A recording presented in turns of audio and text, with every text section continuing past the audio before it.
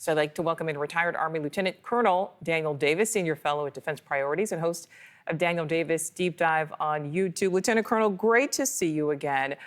First of all, just from your perspective, how significant is today's visit by Witkoff and Ambassador Huckabee? Do you think it will make a difference, or was it more of a photo op?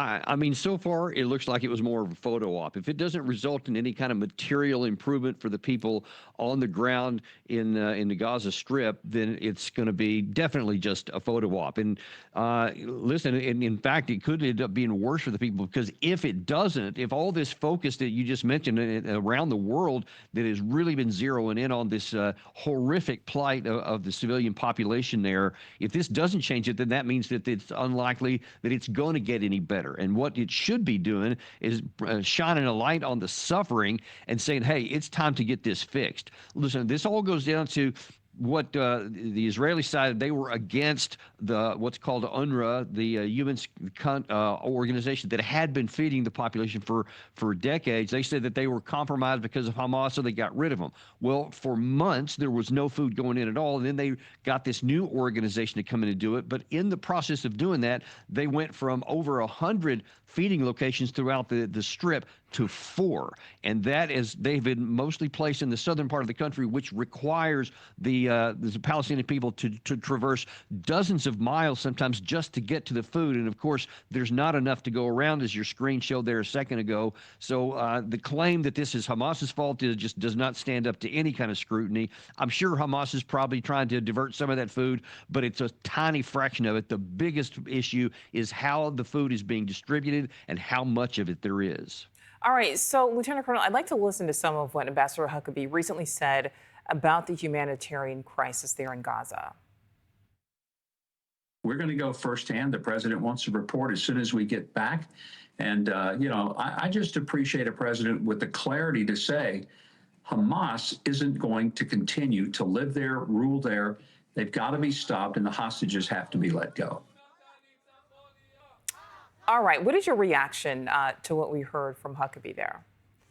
Okay, well, fair enough. I mean, that we don't want Hamas to rule there. That's why they're having a war right now. So that's something that the Israeli and the Hamas side have to knock it out on the battlefield, whether we want it to go that way or not. That is a separate issue from the starvation of the Palestinian people. And that is where I didn't hear anything from the ambassador about taking care of that issue there. And you cannot punish the entire population of Palestine because the political leadership that's Hamas is in opposition to the Israeli government. That's just against every convention there is, international law, et cetera. You cannot have corporate punishment for a population because of the political leadership, and that, unfortunately, is what is going on right now. All right, let's listen to some of what President Trump has said this week. Before we get to phase 2, which is, what's going to happen afterwards, we want to get the children fed. We made a contribution a week ago of $60 million, all going into food. We only hope the food goes to the people that need it, because so much, as you know, when you do something there, it gets taken by Hamas or somebody, but it gets taken. But and we're prepared to help. We want to help. It's a terrible situation.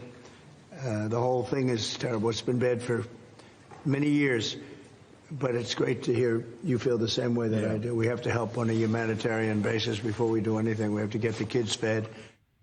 And so we know, if we go back, obviously, this goes back so far, but we're talking about what's happening right now. Israel on Sunday did announce measures to allow more aid into Gaza, although Prime Minister Netanyahu also said that there is no starvation in Gaza. He is blaming Hamas. Humanitarian groups are pointing the finger at Israel. Is there just plenty of blame to go around here? In this case, I don't think there is plenty of blame. As I said, I'm sure Hamas is trying to divert some amount of food, but it is a tiny fraction of what the total need is and what the total food in there. The lion's share of the responsibility lies with the Israeli government, who enforced this situation and set up these corridors. They reduced from 100 to 4 food distribution points. So it is fundamentally, systematically set up by the Israeli government. They decide how much food comes in and where it comes in from. There is no shortage of food. There's plenty of food in the region. Many of it's standing on trucks just waiting to come in, but it is being denied to come in by the Israeli government. That is a fact, and you can't get around this, and you can't just blame Palestine or blame Hamas. It's the Israeli government's system that they have set up, which is responsible for this dearth of food. That's just the reality. All right, and I do want to quickly switch topics to Russia, but before we get to that, one last question. We know that Israel certainly has maintained strict control over access to Gaza throughout this war. I mean, it applies to international media, it applies to foreign officials. Do you think that needs to change? Well, of course. I mean, just in freedom of speech, we should have access. The media should have access. The Western media should have access. If the United States is expected to give, blanket coverage to Israel, then I think it's reasonable that our media should have unfettered access to be able to accurately report independently what is going on the ground, and not just sound bites from the Israeli prime minister. All right, and now I want to ask you, this is just breaking right now. President Trump posting to Truth Social that he is going to order 2 nuclear submarines to be positioned in the, quote, appropriate regions. It comes in response to what he is calling highly provocative statements from the former president of Russia. So, Lieutenant Colonel, I know this is kind of happening right now. I'd just like to get your reaction.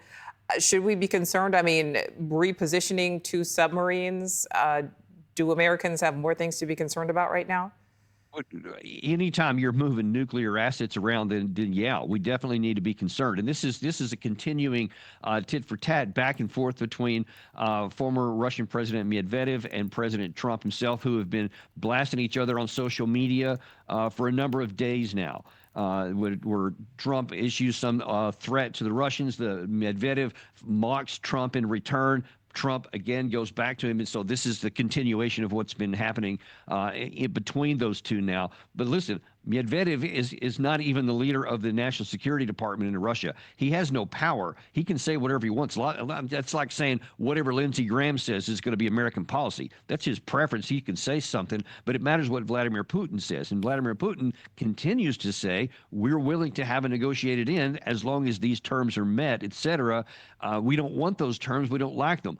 But to move nuclear assets around because of so-called threats by somebody who has no power in Russia to make decisions is not a good thing to do, because Russia typically is not going to sit passively. Remember, it was barely a week ago that U.S. General Donahue threatened to be able to take down Kaliningrad, which is Russian territory in a little east of their or west of their country. That got a lot of excitement in Russia and alarm, because it sounds like we're threatening them. And so now then we're moving these assets around, and the Russians are saying, hey, we've got assets too. That's not helpful to getting this war solved. It's definitely not helpful in the possibility of escalation, and it needs to come to a stop. All right, Lieutenant Colonel Daniel Davis, always appreciate your insight. Thank you.